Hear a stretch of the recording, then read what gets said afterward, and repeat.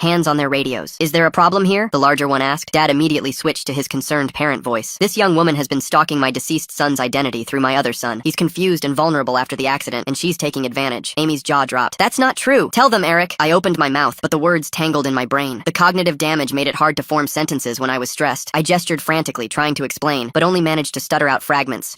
I'm not. Amy knows. See? Dad said to security. He can barely communicate. She's been confusing him, making him think he's someone he's not. Security exchanged glances. Ma'am, we're going to need you to come with us, one said to Amy. This is insane. Amy pulled out her phone. I'm recording this. Eric is being abused. Ma'am, please come with us to the security office. We need to sort this out. They led all three of us down a hallway to a small office. The security supervisor, a middle-aged woman with kind eyes, gestured for us to sit. Let's all calm down and explain what's happening, she said. Dad launched into his version immediately. My son Theo, this is Theo, has been struggling since his twin brother died in an accident. This girl was dating the deceased twin and won't accept that he's gone. She's been manipulating my surviving son. I tried again to speak, lifting my arms to gesture. My sleeve rode up, revealing purple bruises from where Dad had grabbed me earlier. The security supervisor's eyes narrowed slightly. Sir, how did your son get those bruises? Dad didn't miss a hit. He falls frequently due to his injuries. We do our best to catch him, but sometimes we grab too hard trying to help. Amy leaned forward. Those are fingerprint bruises. Eric, show them your other arm. I started to comply, but Dad's hand clamped down on my shoulder. Theo gets confused. The trauma from losing his brother. Stop calling him Theo, Amy shouted. The supervisor held up a hand. Young man, can you tell me your name? I concentrated hard, forcing my mouth to work. Eric. He thinks he's his dead brother sometimes, Dad said quickly. The doctor said it's survivor's guilt manifesting as identity confusion. The supervisor studied us all carefully. I think it's best if we let the family handle this privately. Ma'am, she addressed Amy, I'm going to have to ask you to leave the premises. If you return, we'll contact the police. Amy stood up slowly, her phone still recording. Eric, I'm not giving up on you, she said directly to me. I'll find a way to help. Dad stood too, positioning himself between us. If you contact my son again, I'll file harassment charges. He needs to heal without your interference. Security escorted Amy out while Dad gripped my arm, guiding me back to the ER waiting room. Through the window, I saw Amy in the parking lot, talking rapidly on her phone while looking back at the building. She's going to cause more problems, Dad muttered. He pulled out his phone and started making calls. Sarah, it's me. There's been an accident. No, your sister. She tried to. Yes, we're at the hospital now. He walked a few feet away, but I could still hear him giving different versions of events to each relative he called. To some, Mom had accidentally taken too many pills. To others, she'd had a breakdown over Theo's death. Each story painted him as the devoted husband and me as the troubled son who'd driven her to